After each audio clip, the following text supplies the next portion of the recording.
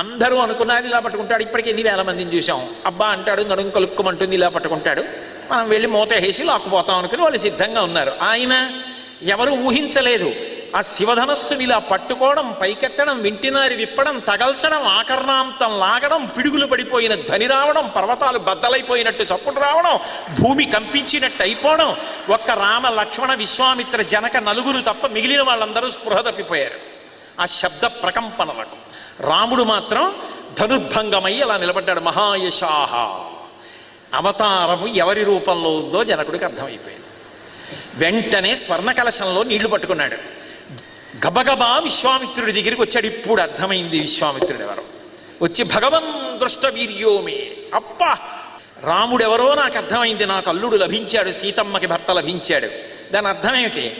పరబ్రహ్మము ఏ రూపంలో భూమి మీద తిరుగుతోందో నాకు అర్థమైంది, నరుడిగా తిరుగుతున్నాడు.